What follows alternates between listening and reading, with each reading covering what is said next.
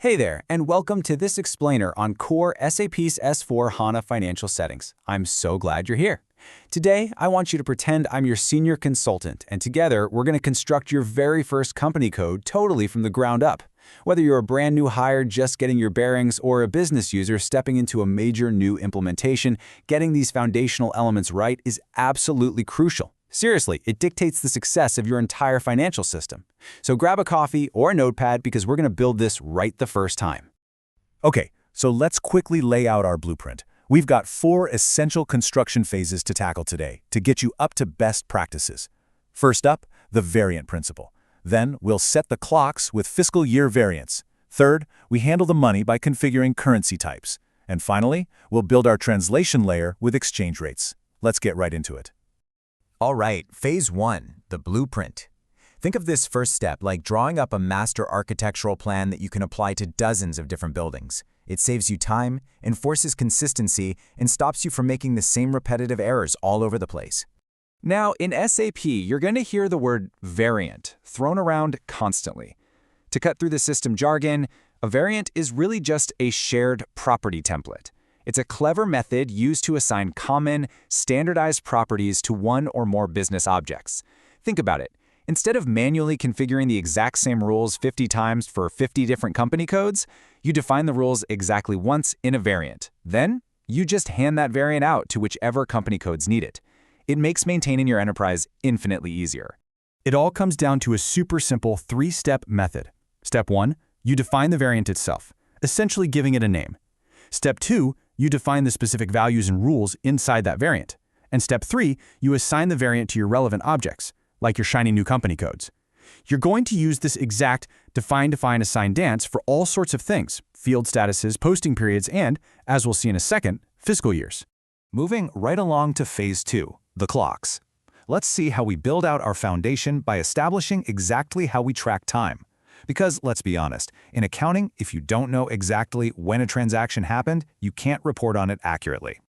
You have to assign your business transactions to different time periods, which means choosing your fiscal year variant.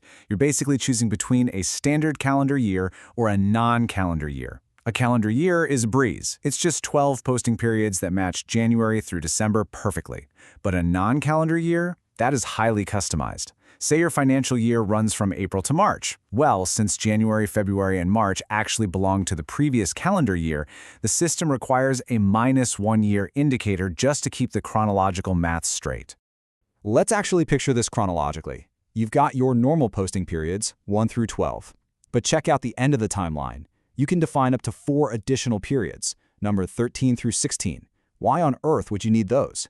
Well, these extra periods act as a crucial safety valve, strictly reserved for year-end closing tasks. When period 12 ends, you do not want your daily accountants accidentally posting operational stuff while your auditors are sweating over final year-end adjustments. So use these special periods exclusively for closing, which keeps everything brilliantly organized. Listen, if you take away one piece of best practice advice today, especially if you're new to S/4HANA, make it this. The fiscal year variant only defines the calendar structure. That's it. Just the number of periods and their dates. It absolutely does not specify whether a posting period is physically open or closed to users. Actually, opening and closing the door so users can post documents is handled in a completely separate configuration table. Please don't mix those two up. Okay, phase 3, the money. With our fiscal clocks officially ticking, it's time to build the true financial core of our company code and figure out how we're actually measuring value. Before we even touch the system config, ask yourself a fundamental business question. Why can't a massive global enterprise just record a transaction in a single currency and call it a day? I mean, if a branch in Germany buys supplies, why not just record it in euros and stop there? The reality is, we have to satisfy both local legal requirements and internal corporate bosses at the same time. SAP uses standard currency types to handle this juggling act. Type 00 is your document currency, literally the cash type the transaction was posted in. Type 10 is the company code currency, or local currency, which you legally need for national tax reporting. And Type 30, that's the group currency. It gives corporate headquarters a unified, consolidated view, completely filtering out wild local currency fluctuations. By default, you need at least one, but thanks to the Universal Journal, we're tracking multiple parallel currencies simultaneously. Which brings us to our final phase, the translation. Since we're dealing with all those different currency types, we desperately need a reliable way to translate between them in a pretty volatile global market. All SAP applications process exchange rates through one of two market standard quotations, direct or indirect. A direct quotation takes 1 unit of the foreign currency and tells you the cost in your local currency. An indirect quotation does the exact opposite. It takes 1 unit of your local currency to show the cost in foreign currency. Getting your data entry teams to understand this mathematical difference is absolutely critical. Let's make this concrete with a real-world scenario. Let's pretend our local company code currency is euros, and we're dealing with US dollars as the foreign currency. A direct quotation means we anchor the foreign currency at 1, so 1 foreign US dollar costs exactly 0.8832 local euros. You're directly stating what it costs you locally to buy 1 unit of foreign money. Simple enough. But if we flip the scenario to an indirect quotation, we anchor our local currency at 1. That means 1 unit of our local euro buys exactly 1.1319 foreign US dollars. Both of these are mathematically valid, right? But the one you use usually depends on specific market standards or the nature of the transaction itself. Since updating these exchange rates is a daily, ongoing chore, the system uses these clever little prefix rules to tell the difference between quotation types instantly during data entry. You just type a symbol before the number. If you mostly use direct, you can leave it blank for direct and use a slash for indirect. But actually, I want us to focus on scenario 2, where both types are used frequently. As your consultant, here is my strongest piece of advice for your new setup. Configure your system using scenario 2. This means you assign an asterisk for direct quotes and a / for indirect quotes.